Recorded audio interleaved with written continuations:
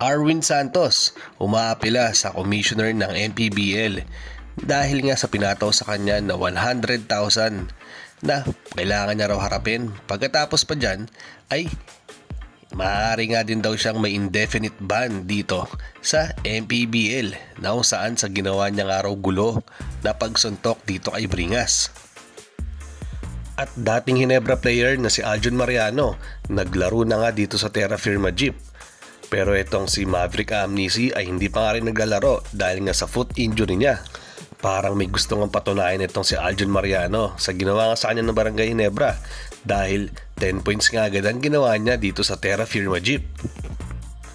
Hanggang ngayon nga mga ka-sports ay usap-usapan pa din yung ginawang pagsuntok nga ni Arwin Santos dito kay Bringas na kung saan nangyari nga nagulo dito sa MPBL.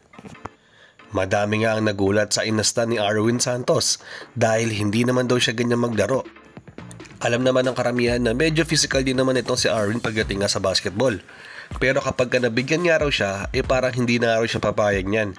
Kumbaga below the belt na nga raw ito para sa kanya. Ang nangyari kasi mga ka-sports, sinuntok kasi sa muka at tinamaan niya sa mata itong si Bringas. At ang ending, duguan nga itong si Bringas at nasa ospital pa nga rin siya hanggang ngayon. Pero kung makikita nyo sa video mga ka-sports, ay tila nauna nga ng 2 beses at binigyan nga na muna sa sikmura itong si Arwin Santos. Pagkatapos yung pangalawa, ay dito na muntik matamaan sa mukha naman itong si Santos. Mabuti na nga lang ay medyo hindi nga siya nasaktan dito at nakaiwas siya ng kaunti. Hanggang sa bumawi na nga lang itong si Arwin. Hanggang sa ayun, nagkagulo na ng gusto. Nung una nga mga ka-sports, 20,000 lang yung pinapataw na penalty dito kay Arwin. Hanggang sa bigla na nga raw ito tumaas ng 100,000. Tapos indefinite ban pa nga din daw ito mga ka-sports ha. So medyo mabigat nga yan. Hindi nga matanggap yan ni Arwin Santos para sa kampo niya. Dahil kung maalala nyo dati nung nasa UAAP siya, ay nabatukan siya nun pero hindi siya gumante. Tapos ito sa PBA, sinakal siya ng sarili niya kakampi. Tapos hindi pa nga rin siya gumante.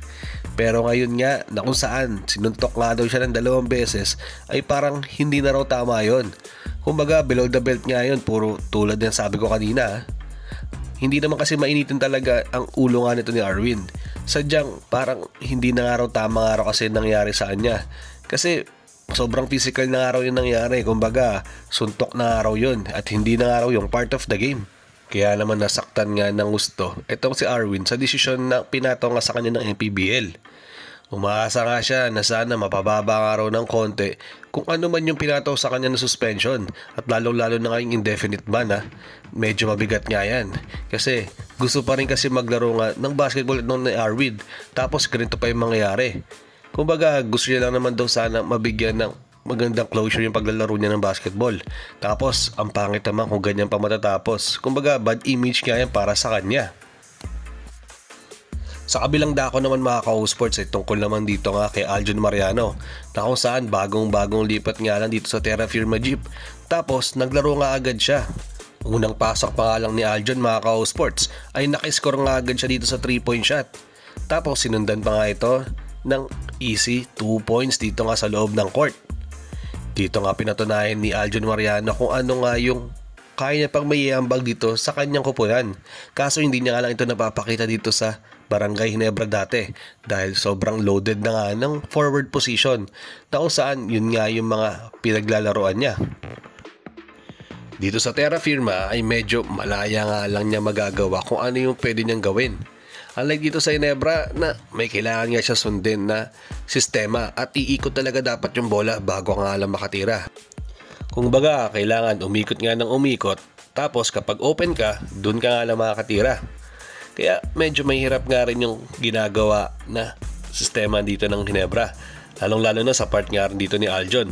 Kaya nga nangyari sa kanya dito ay naging defensive player siya nang wala sa oras ha. Na kung saan dating nasa UST siya ay isa siya sa go-to guy nga dito ng UST. Pero naging adjust nga talaga siya dito sa pagpasok niya sa PBA at naging defender siya nang wala sa oras. Pero ngayon na nasa Terra Firma Jeep nga siya, tulad ng sabi ko kanina, malaya niya nga magagawa kung anong gusto niya. Kung gusto niya maging scorer, ay gagawin niya nga lang yan. Basta magtiwala ka lang sa kanya, yung magiging coaching staff nga lang dito sa kung anong kakayanan nga na meron itong si Aljon. Pero sa sobrang dami nga na deserve nga dito sa Terra Firma Jeep at gusto rin magpakita ng gilas nga sa part nila, ay baka mahirapan nga lang itong si Aljon. Pero ang isa sa tingin ko na mayaambag niya ay yung pagiging leadership niya, dahil may championship experience na nga itong si Aljon na kung saan pwede niya nga madala ito sa Terra Firma Jeep. Sana lang maging effective nga siya dito sa Terra Firma Jeep at ma-apply niya nga kung ano yung natutunan niya dati sa Barangay Ginebra dito sa kanyang bagong koponan. Good luck sa iyo, Aljon Mariano. Sana mabigyan nga pa nga ng mas mahabang playing time.